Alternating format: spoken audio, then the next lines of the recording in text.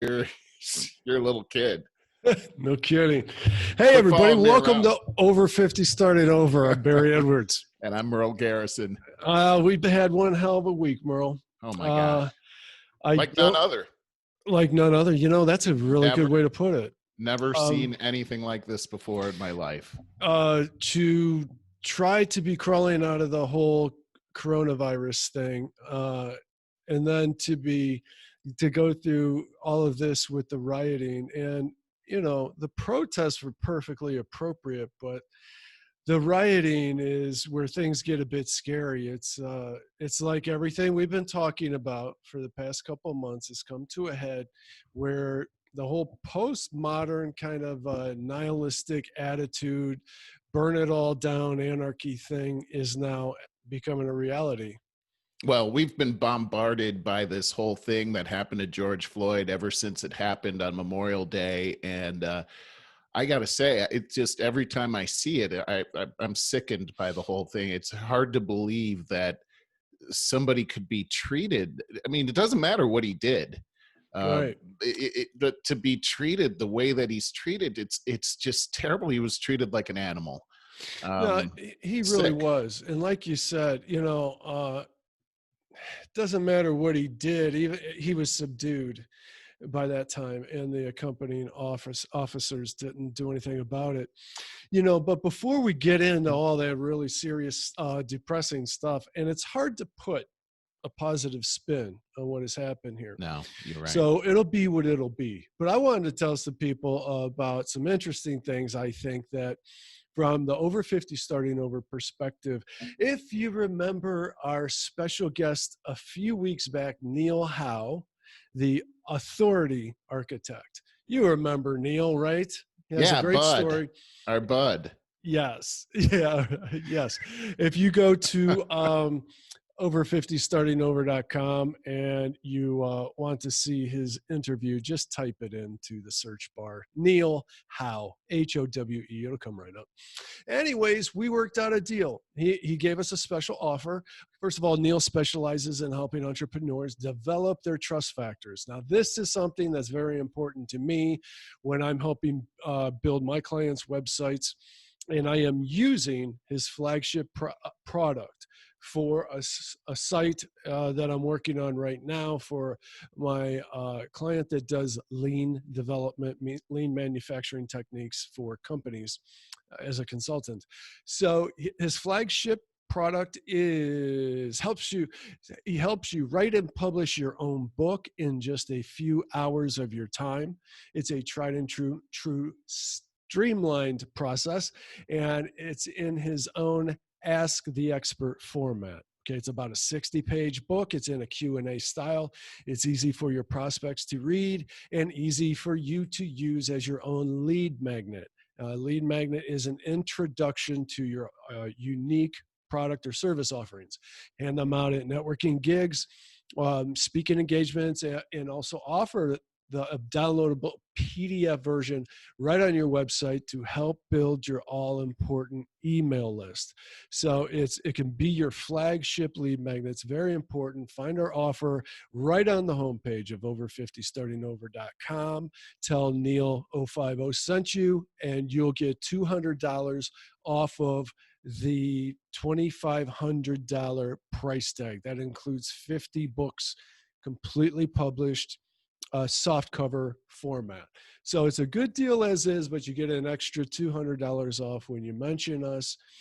And as I mentioned, I'm helping a lean consultant develop his online brand, and we are doing that for him as well.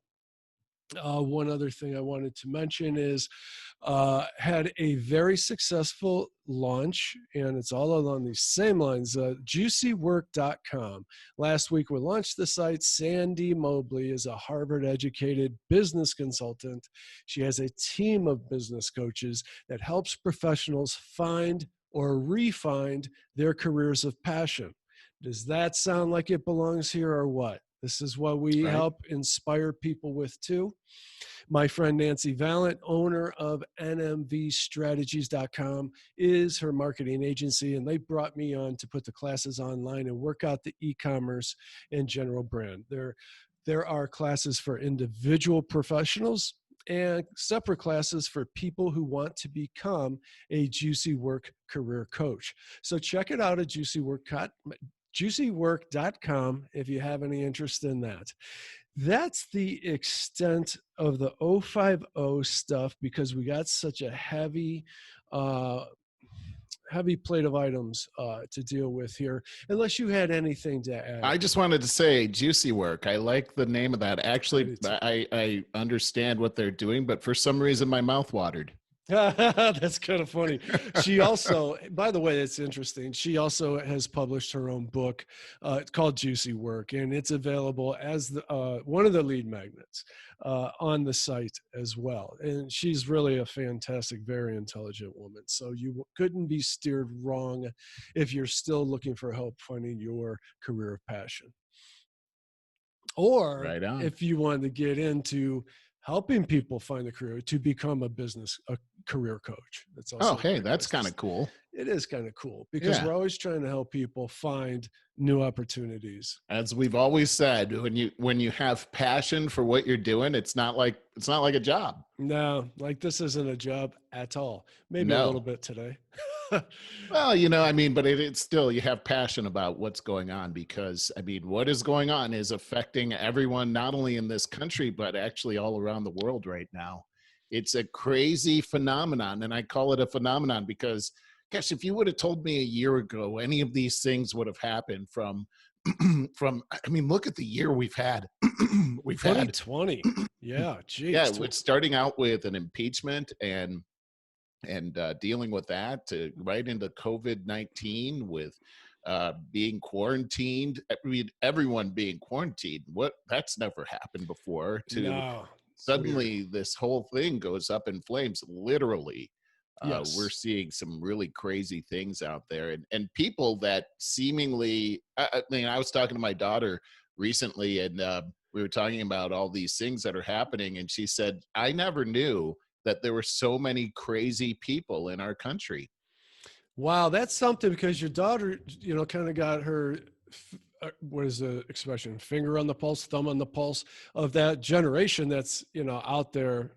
They're the ones that are mostly people in their 20s, more younger 20s, though, are the ones that are out there. It seems to me doing more of the destruction. Now, mind you, I want to make sure that we delineate the difference between protesters and looters. And I've been hearing even all day people confuse those two because the people that are looting and causing vandalism and destruction are just flying in the wake of the protesters, and it's a very conscious effort so that they can get conflated with a very genuine and rightful movement that is going on right now. So we need to make sure that we differentiate that for our podcast. Yeah, I think it's really important that protesting is part of our First Amendment Hugely liberties that important. we have, and we have the right to petition the government regarding our grievances, and so we that's part of being in America. But what I found really interesting is that the news media, in particular, keep calling.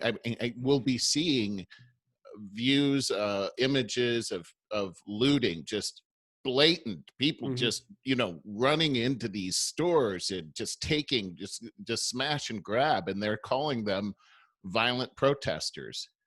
Really?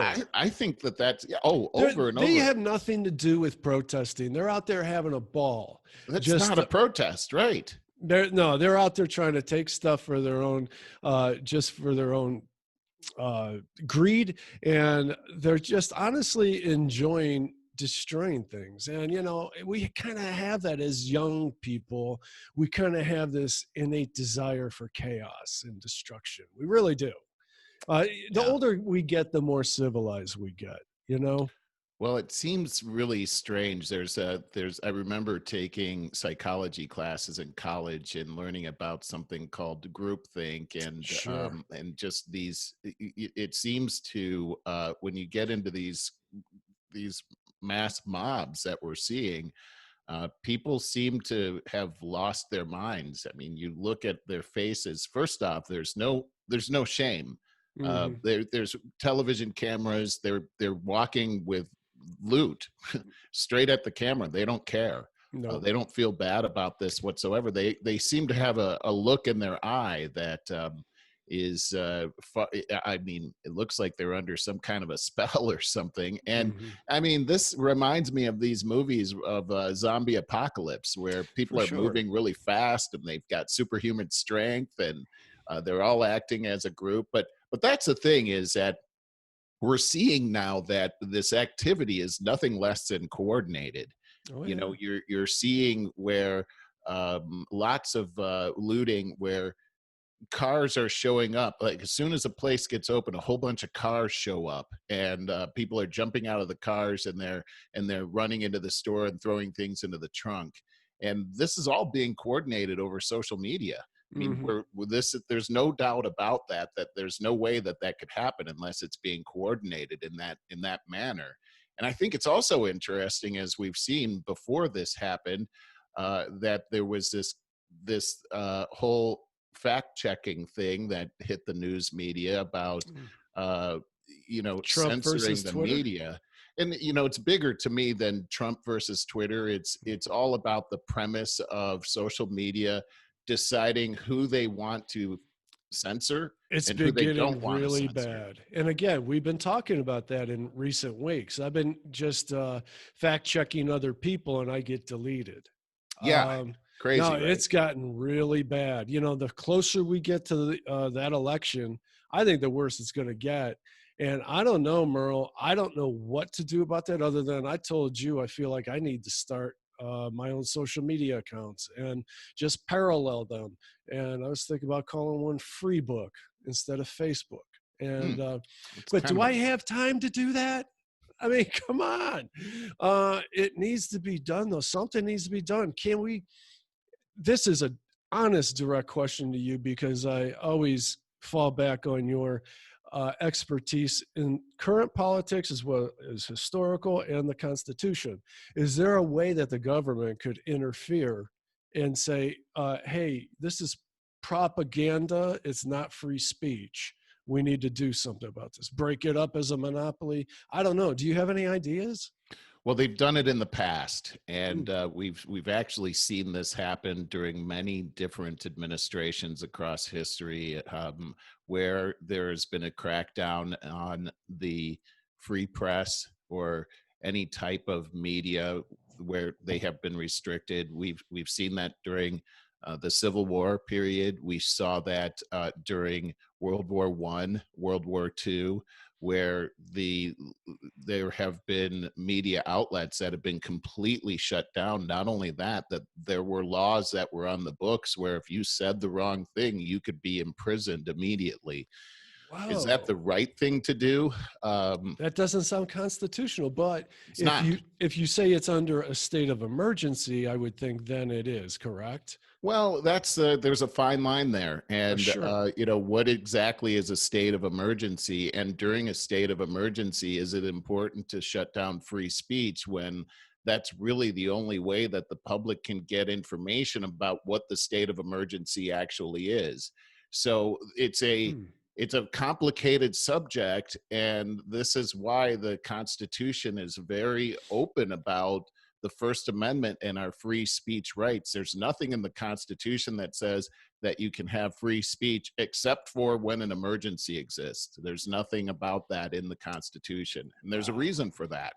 So the Constitution is based on the premise that the truth has a ring to it, and therefore there should not be a fear that disinformation is out there as long as there's the ability to for someone else to come out and tell the truth. And so what we're seeing right now is there is a large force out there that wants to shut down those people that have the ability to speak the truth, and only filter filter that out and only allow people with an agenda to speak. And we're seeing this also, and I think it's interesting as we take a look at the nature of protesting. We've seen two different kinds of protests over the last couple of months.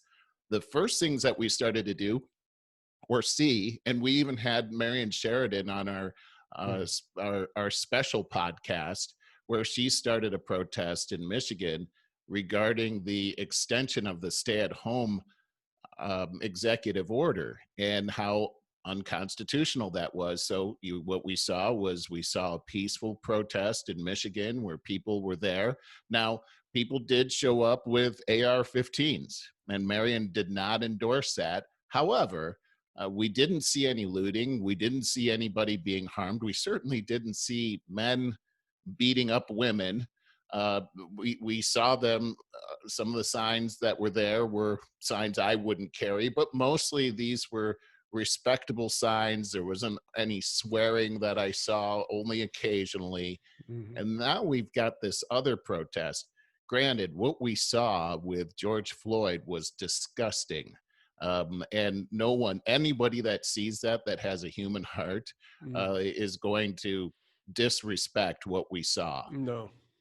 However, I find it very interesting as we've seen this, that the protesters that are actually or the people that are actually looting and beating up other people and destroying property are called protesters. I don't see I saw where the media in the previous protests, the ones that were organized by conservatives, were being criticized as people who were nonchalantly endangering everybody else's health by Oh, man, spreading we got these COVID people 19. killing. Did you see that cop that got killed? Was Several it? cops have been killed actually in the past Yeah, week and it a was a half. sad story. Black cop, semi-retired. Like I think he was a security guard or something. Yeah. I wish I would have taken notes on it, but it just seemed such a nice, well-regarded person in the community, and they killed him. In Well, the This is not a protest, man. no, no. Well, what we saw with the stay-at-home protests, where we saw people in the media coming out and criticizing it. We saw them, like I said, they're spreading COVID-19 and they're putting everybody's lives in jeopardy. They're Mm, going to make their grandparents sick. We heard from governors that this was xenophobic and bigoted, God. and that they were inciting violence. And also, we heard Gretchen Whitmer threatening to extend the stay at home order Mm. because they were endangering people's lives by spreading COVID 19. We don't hear any of that with the George Floyd protests whatsoever. In fact, what we've seen is this attitude. What I noticed is that most of these cities are run by Democratic mayors. Right. And we've seen an order go out to stand down, at least in the beginning stages of Right. this, to stand down and let them blow off steam. We heard no Yeah, call. glad my private property, my small business wasn't out there being looted as so that they could blow off steam. That burns my ass as a small businessman. Well, It that's the really other does. thing too, is that these aren't the very people that the protests are supposed to be to protect, which is Black lives. Hmm. Many Black businesses have been burned to the ground, and Right. so you have to wonder what is up with this, and the two sides of the coin. It's if it's a conservative protest, then these people are out to destroy America. But if it's a liberal protest, or I would say a leftist protest, Yes. well, they seem to be the heroes out there. And I wonder if George Floyd were still alive, would he condone this? I don't think that he would. Definitely not. His brother made it very clear that this was not what he would want. It was super clear. He gave a very poignant, he made his point with a megaphone to a large crowd, was televised nationwide, and it was right on the ball. And I'm going to say again, this is not a protest that we're talking about. The protest, I wouldn't I wouldn't categorize it as left or right. I think it's both sides. I think everybody is on board that Minneapolis Police Department needs severely investigated for their culture. What, what, Here's what I'm and trying. so it's not right or left. Now, Here's what I'm where trying they to say, took though. it, and they Okay, took it into looting, and okay, the anarchy thing that took place after that. You could call that far left, I guess, or it's Well, here's complete where I'm going with that, Barry, is Black Lives Matters is not a right-leaning organization, and they Mhm. seem to be leading the protests. And Black Lives Matters is an organization that, you know, I have some issues here. Mhm. I understand that Black lives do matter, but the whole organization was started with the whole Ferguson event with Michael Brown and the whole chant of "hands up, don't shoot." Mm. That never actually happened. Right, The right. we know that that didn't happen. And we see this happen way too often. We know that Michael Brown actually, the evidence is that Michael Brown tried to steal the gun of a white police officer and was shot in the process. And we also know that Michael Brown had just held up a convenience store right before that. We also know that he was a gang member, and we know that he was a thug. And so the whole premise of Black Lives Matters was founded on this event that was a lie. And so I just say this, just like a politician that has a history of lying, how can we trust anything that they say? And what I've seen here is that everywhere that Black Lives Matters goes, it seems that violence is soon to follow. We don't see this in conservative movements. We don't see violence following around the conservative movements, going back to the Tea Party, and then compare that to Occupy Wall Street. With the Tea Party, they cleaned up after themselves, but Occupy Wall Street, they left destruction everywhere they went. We're seeing this. We've seen Black Lives Matters. I remember when they were marching in Dallas, where several police officers were shot. And now we've got caches of bricks located Mm. where these protesters are, and they happen to get used against police officers. Gosh, in Washington, D.C., over 50 Secret Service officers were taken to the hospital. They were injured over the last week. We're seeing tagging everywhere as well. That doesn't happen we didn't see that during Marion Sheridan's event, where people brought spray paint and tagged BLM or any kind of thing everywhere they went. If somebody spray paints my property, I'm going to want to kick some butt. But what I saw in Washington, D.C. was the entire area, all kinds of monuments, the World War II monument, the Lincoln Memorial were tagged. Well, you know what? That's my property. We pay for that. Our families have paid for that. And I just find it sickening. In fact, to the point where I'm having a really hard time even watching this anymore because Oh, it's such it's a hard. shame what we're seeing.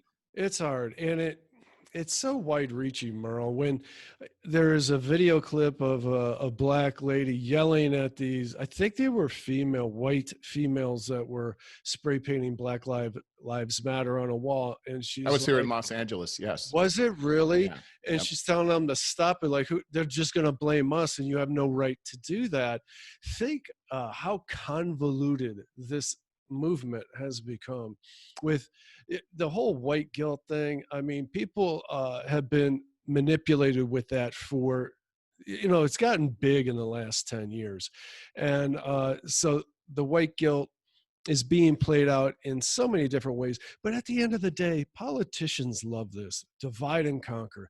Keep us divided all day long. We're not going to be able to talk about the important issues. We're not even going to be able to talk about the ridiculous budgets that have been passed in the way they've been distributed for COVID. And the businesses that have profited so much as a result versus how people like me, small business people, have gotten screwed, and we've been promised that they're going to take care of us. Now we got to talk about all this fake racism stuff, and I want to clarify that no, the police brutality against Mr. Floyd, absolutely, that's a sickening thing, to say the It is. least. And as I said, the Minneapolis Police Department needs to be dug into deep with their I agree. culture, I for agree. sure. That doesn't mean that the entire United States has a giant racial problem that needs violence to try to solve it.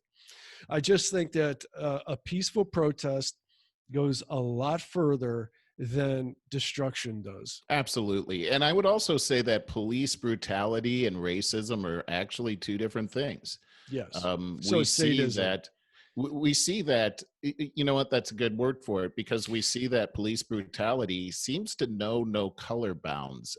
Correct. And You that know, dude has something like 17 other complaints against yeah. him, public And complaints. we don't That's know that this sadism. was racist, a racist motivated thing or not. I mean, as you take a look at the four police officers, you've got one Asian there, you've got two white people, and then the third, Jay Alexander.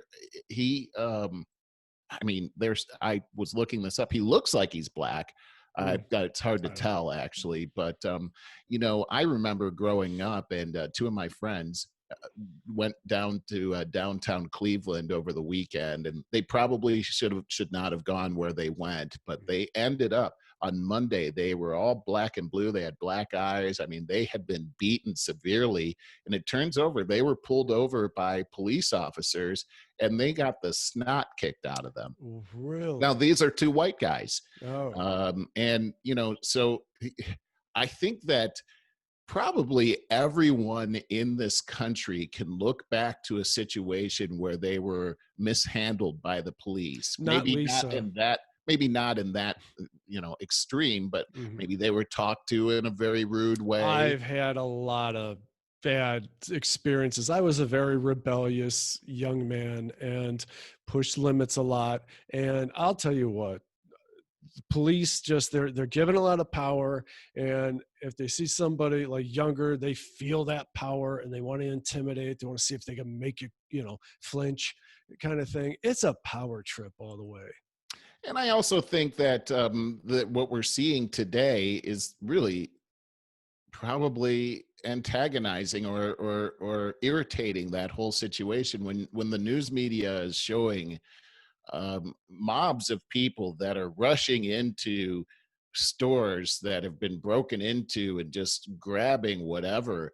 I don't think that that's helping police officers to feel like, hey, I should be gentle on these people. And you know, I mean, I think this is actually making it a lot worse. And also, It is. when you see that there's, I mean, I can't help noticing that when this happens, it seems like the majority of the people that are running into these police places are people of color. And Oh, so I see a lot of white people, man, in those clips. A I, lot. I'm just saying that if the protest is for about Black Lives Matters, and black people are down for this whole protest, then you're making it a lot worse by participating in anything like this. You're Well, making it worse for other black people, I I believe. agree, and that's where I see the differences between the protest and the looting. I Well, think they're very different things. and here's what's so crazy about it is I was just watching a film where people seem to be peacefully protesting in broad daylight, and somebody broke open a store. Here, this was also in Los Angeles. Somebody broke a plate glass window of an art uh, uh, museum. And as soon as that opened, what appeared to be peaceful protesters suddenly became extremely agitated, and a bunch of them ran in there and grabbed whatever they could. Oh, And so that's these terrible. people that I don't know what's actually happening. And I think, Mm, you know, to your point that you've made several times, I think it's going to take months for us to go back mm, and look at all the evidence to find out exactly what's happening. But mhm. it could be that that peaceful protesters have been infiltrated by people that aren't very peaceful and have an agenda, and they're using the peaceful protesters as a shield. It could also be that some peaceful protesters are being uh, influenced by mob mentality. When these bad actors start to act that way, that they end up being influenced by that. That's a psychological phenomenon that happens, and we've seen that before. It also seems interesting that the protests seem to turn south as soon as the sun goes down. It seems to be the common theme here. As Mm, soon as the sun mm. goes down, boom, the violence starts to happen and places start to burn. Uh, all right. What do you think about De Blasio telling the cops to stand down? 38,000 people on the police force, and he's not using them. Yeah. I think De Blasio has proven his ineptness over and over and Over and over, over, well before this. especially during this COVID-19 thing. But well before this, you're right. When he was running for president, I saw him being interviewed, and I just thought, this is a person I would not want to have as my next door neighbor. That's a good way to put it. That's true. And I saw Cuomo go after him as well. So now they got a little feud going on, pointing fingers back and forth. Well, it's the two bad guys going after one another. I don't have a lot of respect for what Cuomo has done over the past several months, especially. But he seems to constantly be looking for attention, and he was making comments about dispatching with De Blasio because he had mishandled using the police force. Yet all he does is he seems to complain whenever he does get any kind of helping hand. And he's actually been a part of the problem as well, especially during the COVID-19 epidemic that we've seen, especially in the nursing home area. So I don't know. The thing I've seen that's disgusting is his coming on to CNN with his brother Chris Cuomo, Oh, and those two clowns. they Oh seem my to be God. making light of the whole situation, and but then they become all sanctimonious when they want to.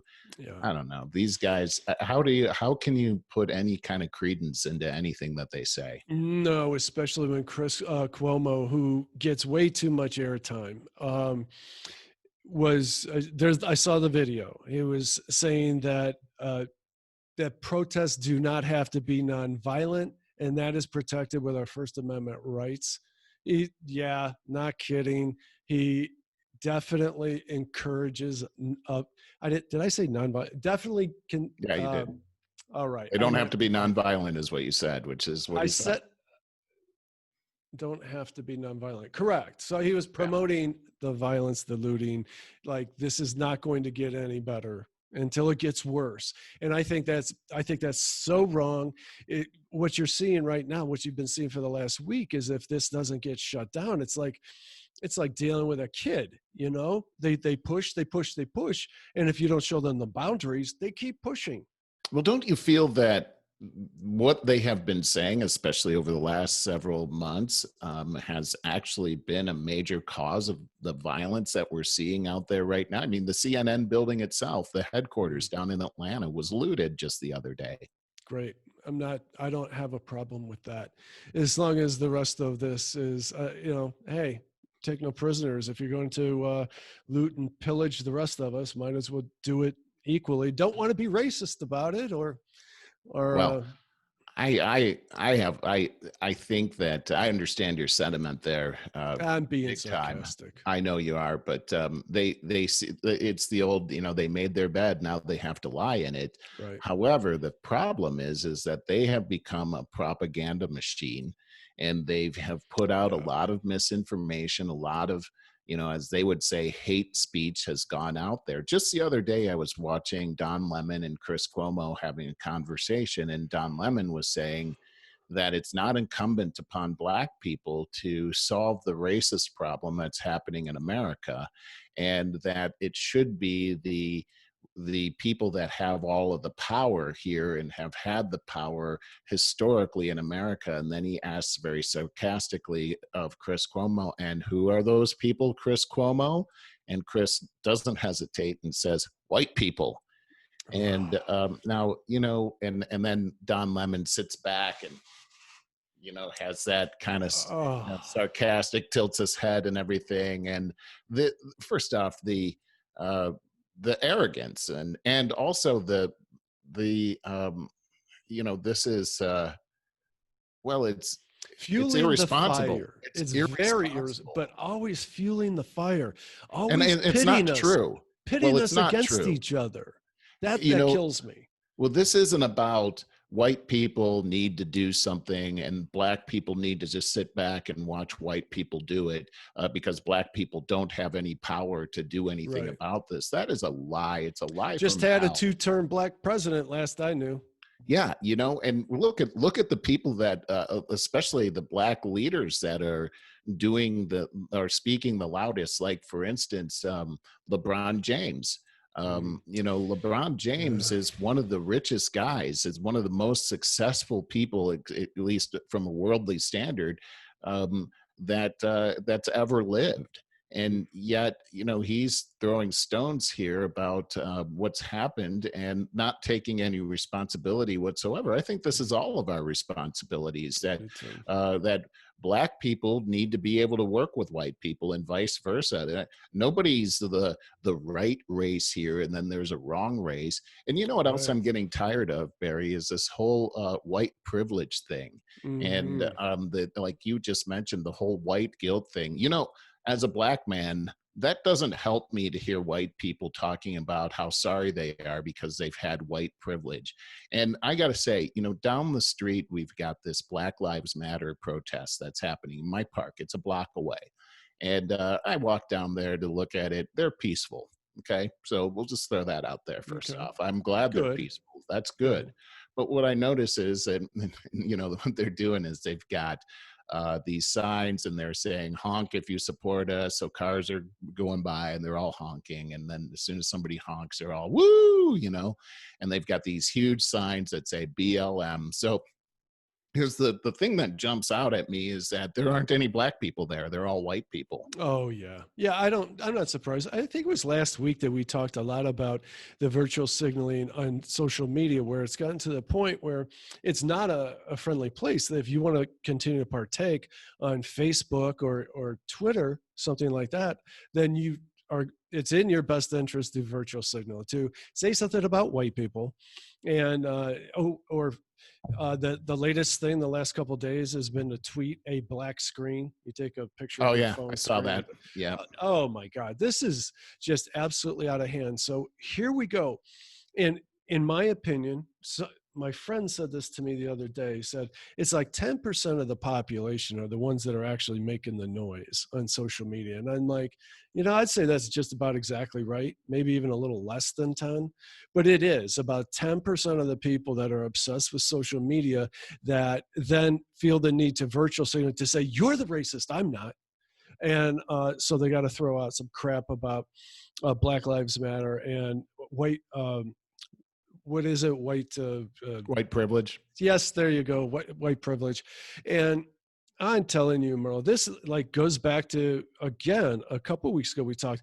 Remember when we were kids and we used to watch TV about the racial problems, even have a laugh about them, then get serious for a minute, and then all go, "Oh man, that racism sucks." And that was all, and we understood it. And man, we didn't really live. We didn't. Now, I'm not saying that at that time there weren't neighborhoods that were suffering from racism, for sure.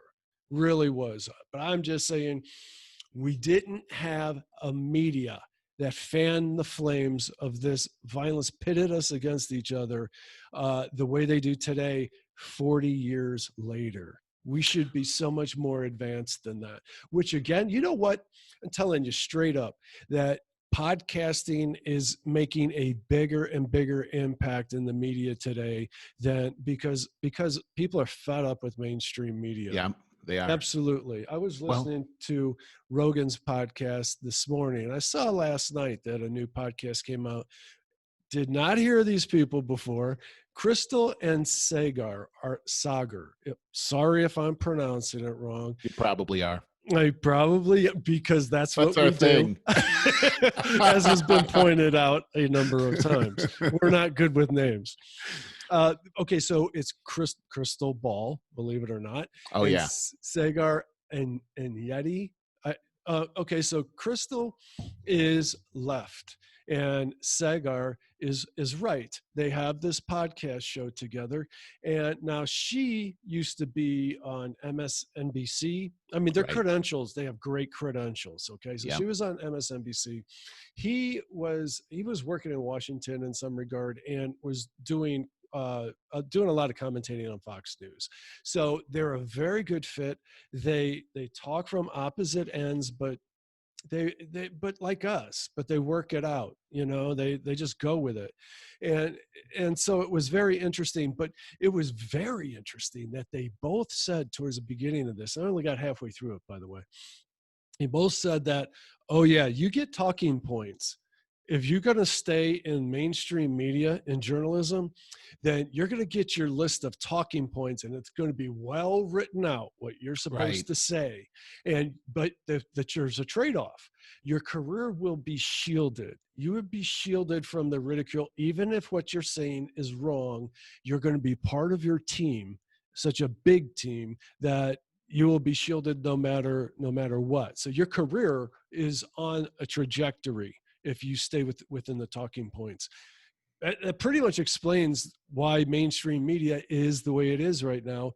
And they congratulated Rogan, saying that, people like you and hopefully people like us are opening up that dialogue where Yeah. you're not bound to corporate entities that are guiding your advertising and things like that. So it was really interesting.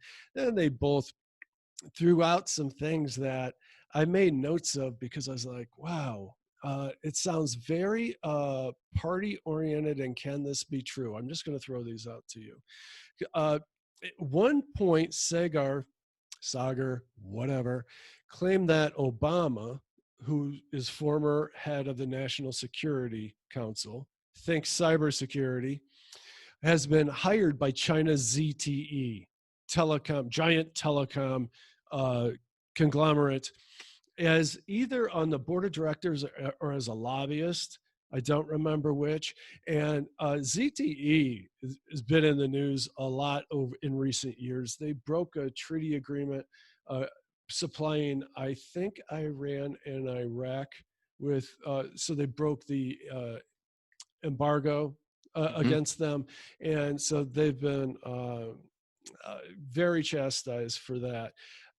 Buddy, I tried Googling that left and right. I couldn't find anything about that. So, is the claim that Obama, who is the former head of the NSC and has now, it would sound treasonous to me, who now joined the board of ZTE in China. I hope I mentioned it was China. Um, Yes. that would sound rather treasonous to me. So is that fake news, or did Google bury it? I don't know. I'm throwing it out. Okay, Yeah. separately, Crystal, who's very left, said at least 10 times, I'm halfway through the podcast, but she said at least 10 times that someone used I don't know if she's talking about the National Guard or police, tear gassed the protesters. She said like 10 times. Now, additionally, the New York Times, NPR, Associated Press also reported all the same thing. This is NPR's headline. Peaceful protesters tear gas to clear way for Trump when he did the plaza between St. John's Right. Right. Church and Lafayette Park. And that's all the news, is how the self-centered Trump just carelessly tear gas peaceful protesters. It's been denied by, and people are, if you're on that team, you're going to be like, close your ears. You're not going to want to hear it anyway. But Kaylee, how do you say her name? McNamee. We might as well Is it screw that up McNamee? too. You might as well. So their spokesperson, the White House spokesperson, and the U.S. Park Police. Okay, think Lafayette Park. Right. No one was tear gassed. They made it very clear. There's been a lot of misreporting. Okay, it's been said over and over again. So it's another case of, you buy into what your team wants to put out there. And I, who am always skeptical, and I can't stand the fake news and the fake news bites, I'm always trying to fact check this stuff. And it's getting harder by the day. It really is. And it's hard to tell who's telling the truth. And by Yeah, the way, I'm skeptical on both sides. Just that's what because my it's point. so-called conservative That's why doesn't I mean gave that you. it's true. Yeah. That's Yeah. why I gave you on both sides. Yeah. Yeah. No Yeah, kidding. they were hair raising. What I'm seeing too, especially you brought up social media and what's happening on social media. And just, I was talking about the protests down the street, and I went on Nextdoor, and boy, oh boy, is that ever quite it's a circus on I've next door stayed right off now. of it for that reason. I don't say anything. I just look at what other people are saying. But what I'm seeing, and these seemingly all white people, and they're if anybody has any criticism of the movement, then what I'm seeing is somebody else will immediately swoop in and say, well, you know, it's easy for you to say that from the comfort of your living room. This is the epitome of white privilege. And Oh, you don't know what it's like to be a black person. And black people are experiencing these atrocities every day. And you should educate yourself. And I said the white person. oh, And that was a white person that said yeah, that. oh yeah, and what I Oh, and it's happening over and over, and I'm seeing people putting out videos that are talking about the plight of the black person and how horrible it is for the black person. You know, nobody. I'm black. No one's asked me, well, what's been your experience? In my neighborhood, nobody's asked me. They're just saying this is what it is. That I have white privilege, so I can go to the store and I can go shopping without fear, and I've gotten a great education, and this and that and the other, all these things that they can do that supposedly I can't do because I'm a black person. mhm, That's not true. None of that is true. By no. the way, I paid for my own college education. Mhm. I'm highly educated. I don't speak in Ebonics. I'm not afraid when I go to the store. We're I thought we were all in this together. I don't We need should people be. to actually take care of me because or pity me because I'm black. But just as long as we're talking about this, I found an article that Larry Elder put together, and he put some statistics that are out there. And we talk about this whole thing about the plight of the black person versus white oppression and white people oppressing black people, and we're seeing that over and over again. And we're seeing where people like LeBron James are talking about how every time he goes out the door, his experience is that. He says every day, every time we step foot outside the comfort of our homes, can't even go for a damn jog, man. Like WTF, man? Are you kidding me? No, man. Are you kidding me? I'm sorry. He was talking about Ahmad, the guy in in Georgia, and my prayers and blessings are sent to heaven above to your family. We're literally hunted every day, every time we step foot outside the comfort of our homes. Really? That's what he said.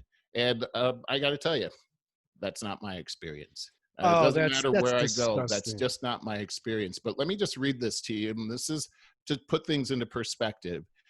In 2018, according to the FBI's Bureau of Justice statistics, there were about 600,000 non homicide violent black white crimes each year, with 90% involving a black perpetrator and a white victim.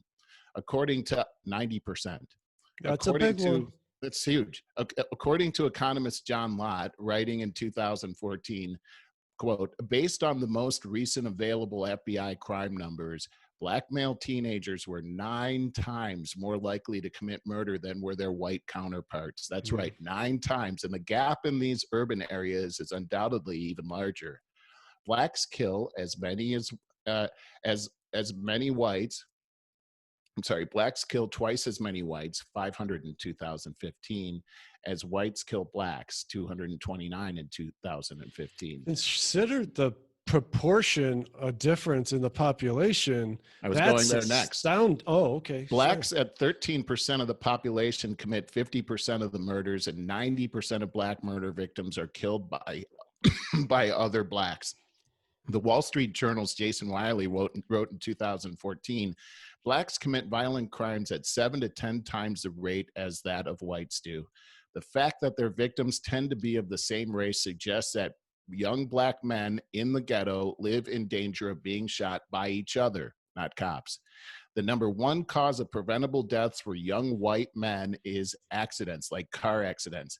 The number one cause of deaths, preventable or otherwise, for young black men is homicide.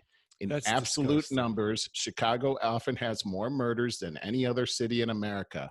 The population of Chicago is approximately one third black, one third white, and one third Hispanic. Yet, blacks account for over 80% of the city's homicide victims. As to the narrative of being hunted, several recent studies found cops more hesitant, more reluctant to shoot a black suspect than a white suspect. One Wow. such study was conducted by Black Harvard economist Roland Fryer, who called his conclusion the most surprising result of my career. As for LeBron James, his work in the black community shows how much he cares. That's true. But his biggest contribution is that he married the mother of his children.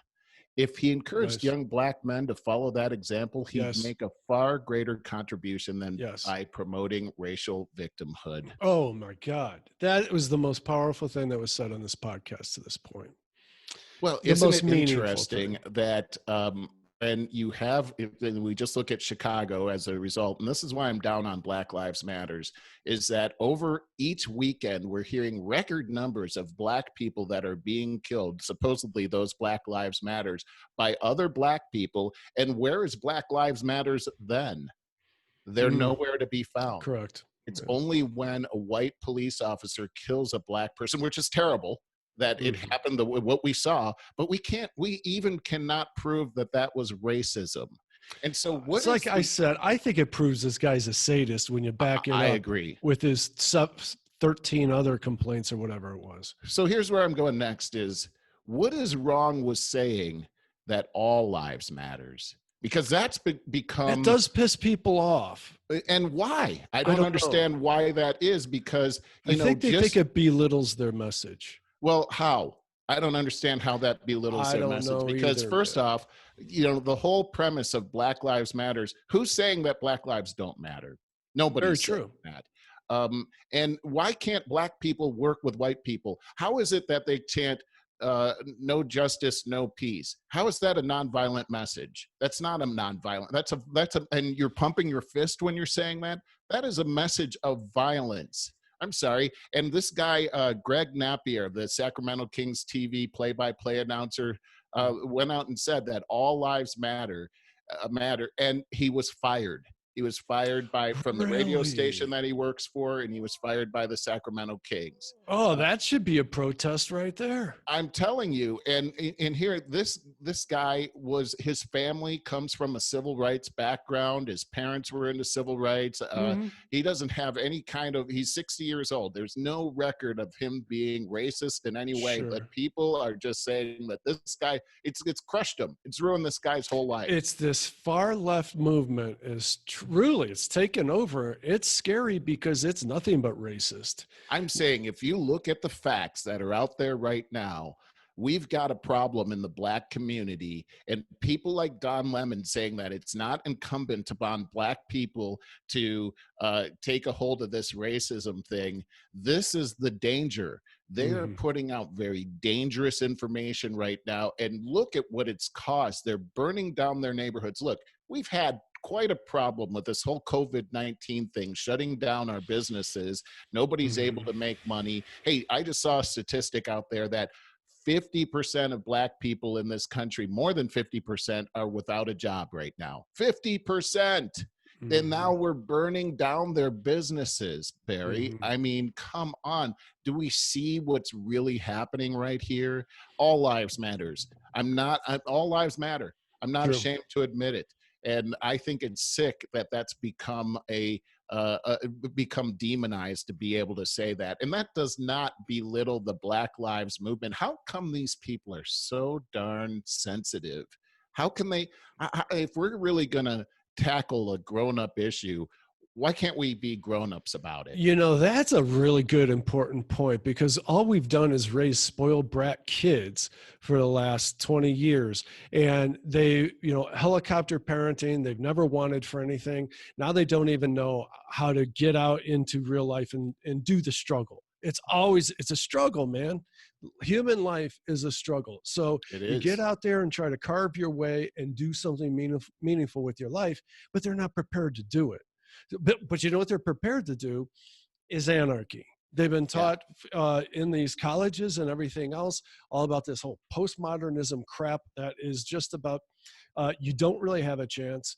Uh, they're preaching socialism all the time, but at the end of the day, anarchy is going to be burn it down and start over. That's their purpose. So they feel a purpose with, you know, and most of these kids seem to be upper middle class.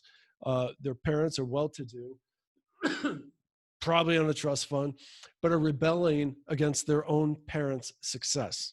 So they want to burn it down. People at that age, like I was, you're always very rebellious. You think you know it all, and you have no idea that you know nothing. You've not earned anything in this lifetime yet. They've not earned a place to even protest what they're protesting about because they don't know what they're protesting about. Right. So they get out here and they just act like spoiled children. And they are. They're spoiled children. They didn't get a spanking when they needed it when they were growing up, and they need one now. And we just continue to do this. This is what drives me crazy. Do you hear about the Minneapolis Freedom Fund? I'm sure you have. No, I It's haven't. mostly celeb driven. There's Oh, $20 yes, I million, have. $20 million in this fund to bail out jailed protesters and looters and vandals. Protesters, fine, but there's no discrimination between them and the looters and vandals. And this bothers me to no end because these celebrities are mostly uneducated. They're fully self-indulgent. It's a self-indulgent segment of the population that back in the old British times, they were the court jesters. They were the fools. Now they celebrate them with knighting them. Sir Well, this, sir that. these people actually are not really being affected by what's happened. They live in gated my point. communities. These mobs aren't coming to their neighborhoods or burning down their businesses. So, and I'm hearing many of them talking about defunding the police here in Los Angeles. Mayor Garcetti just came out and said that he was going to divert $150 million of funding to the police to neighborhoods of color. Oh Whatever. my God. That's again so racist. This entire movement is so racist. And I was going to say about the celebs doing this, and because we have a real culture problem that we look up to celebrities so much and listen to what they say, which is completely ass backwards. As I said, they were the court jesters. They're here to just entertain us, to pretend. They're pretenders.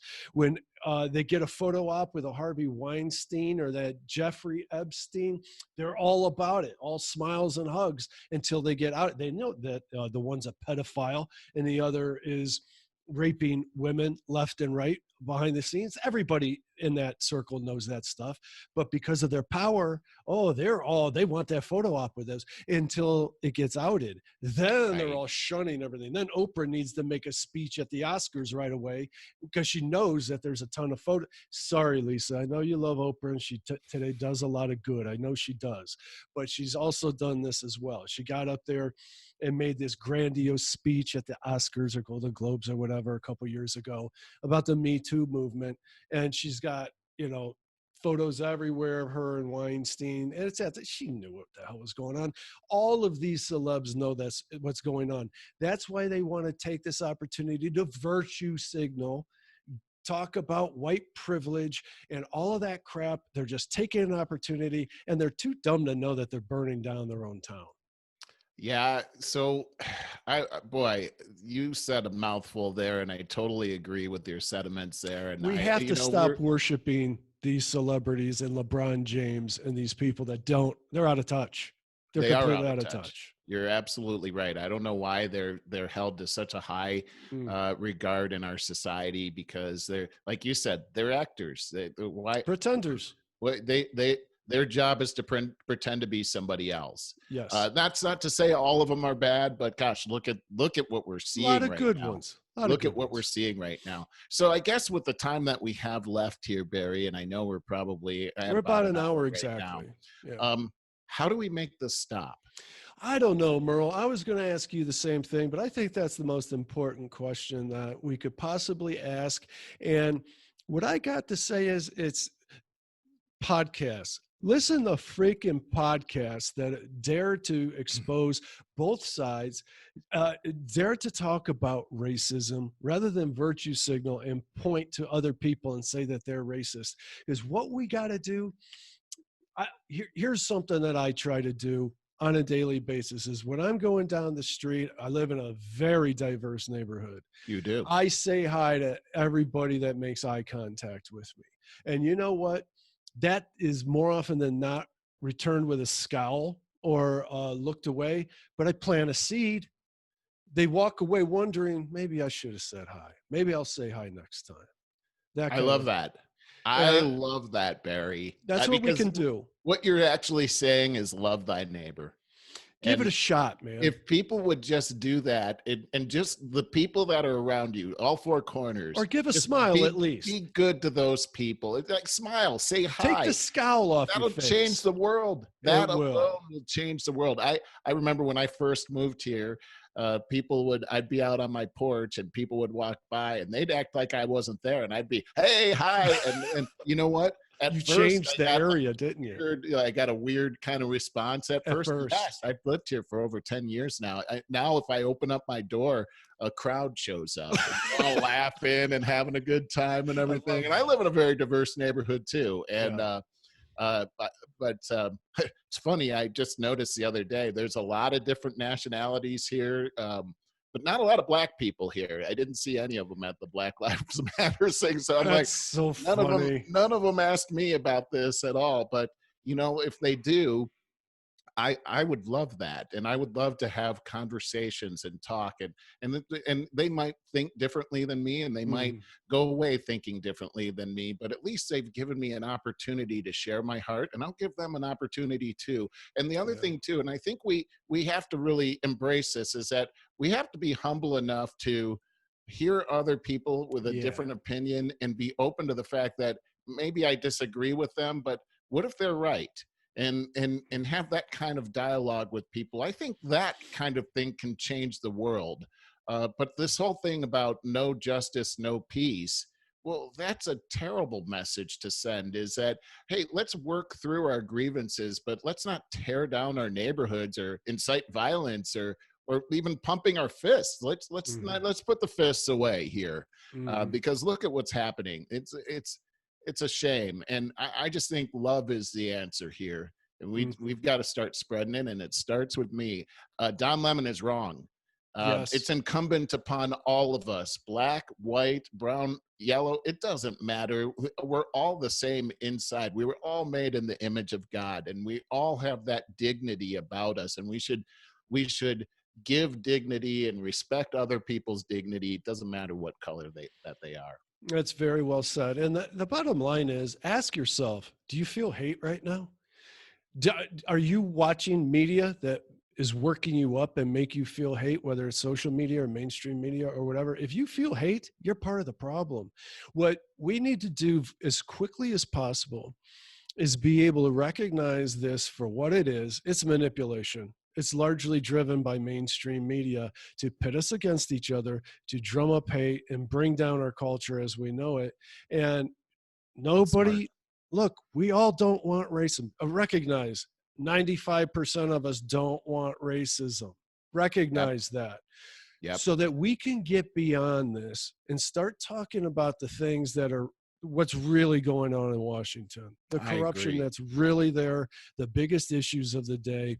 We need to get to a point, I'm just putting a cap on this, where we recognize this right away and go, damn, they're doing it again. That's ridiculous. Let's move on. Let's just not even cover that crap. Let's move on to the real issues. I love what you're saying, Barry. And you know what? Again, as a black man here in America, I'm going to be 54 this week. Yes, Hey, you are. I Happy gotta say, birthday. thank you. Welcome to the crowd of 54. Yep, and I just want to say this, that it's the best time ever. I mean, we see this in the media, but this is the best time in my entire life regarding racism. It It's at is. an all-time low. Wherever I go, I don't feel people are looking at me. Oh, there's the black guy. Look out for that guy. There No, was a they're going, time. I'm sorry for my white privilege, is what And, they're and doing. I don't want that. I don't need I know. that. That doesn't do anything We're for not me. equal. It's yeah, and it actually puts me on a lower part of the totem pole It because does. I have to be somehow coddled like a little kid. I don't need that. I'm a man. Right. I want to be respected as an equal. That's Yeah. all that I want. And so we're actually, the last few months we've been going backwards. Let's not this is for football. Let's not get the penalty and have to regain the ground that we've already fought so hard to achieve. Let's keep Right. let's move forward, and let's, just like in football, let's fall forward, not backwards. This whole Oh, thing that's a is, good way of we putting it. need to keep moving this ball forward. And the fact is this, Barry, this country's been through so many worse times than this. We haven't seen anything like this in our lifetimes, but gosh, we've been through a civil war and we survived that. We've been Mhm. through world wars and we've survived that. We've Mhm. been through prejudice and the Jim Crow laws and the lynchings that happened, and we survived that. We Mhm. can survive this, but we need to put our heads together. We can't be divided. And it seems like, I love what you were saying about the media. Do you feel hate? I had to turn off the media because I was Yeah. starting to feel hate. Yeah. And there's a hate message that's being It's that is pure trying to hate. They're infiltrate drumming into it. us. Turn Drumming it it in. off. Turn it Yeah. off and start to indulge in positive messages of love, and do things that are helpful. Help Yeah. your neighbor, love your neighbor, be Yeah. good to the people around you. And if it starts with you, it's infectious. That'll change the world. It's just like, have you ever been to one of those candlelight vigils where one person has a candle in a stadium and then they pass it to the next guy and they pass it, and pretty soon the whole place is lit up with candles. It's the Mm. same principle. We can do that with love. You know what'd be really nice, taking that a step further, is how about if George Floyd is remembered for the rest of time for producing an extraordinary peaceful time? In other words, how about if we take stock of ourselves and our own behavior and emotions right now and say, do you really want George Floyd to be remembered as going down in this very violent, going backwards with racism type of thing? No. How about we just suck it up a little bit and say, how about for George, that we just suck it up and start loving each other a bit more and try, do our part on it as an individual to spread a little more peace and love it. So when his name is brought up, it warms your heart because his name is going to be remembered in American history, like some of the other uh, great protests, like an MLK even. It's going to be, he's going to be synonymous with a movement here. Yes, Let's make and it a I think positive one. that's how I want to be remembered too. And I'm my favorite quote from the "I Have a Dream" speech is that he had a dream that one day people would be judged by the content of their character rather than the color of their skin. And I want to live in a colorless society where people Mhm. are definitely judged by the content of their character. And I think that that's the most just society to live in. So it's up to us, and we need to take that responsibility, not just push it onto other people or guilt other people. We need to take the bull by the horns here and be a person of character. Well, I'm glad I brought up MLK there to give you that. That's perfect because actually a better analogy would have been Rodney King. Uh, Yeah, got a victim there that his words become synonymous with a part of a movement, and so that would be more apropos. But I like that you're able to quote Martin Luther King Jr. there. It's very appropriate. Uh, those are good parting words too. And I just want to say, haven't mentioned it. Please go to over50startingover.com to sign up for any of our podcasts. Go to our YouTube channel, subscribe, like us, give us a comment. We really appreciate your comments. And hopefully, you guys are on board, or listeners, with spreading a little more positivity in light of all this. We've been through a lot here the last few months, especially the last week or two. yeah, I think they are. We've got a good audience. Yeah, absolutely. All right, Merle. I look forward to talking to you in better times next week. Yep, for sure, Barry. All right.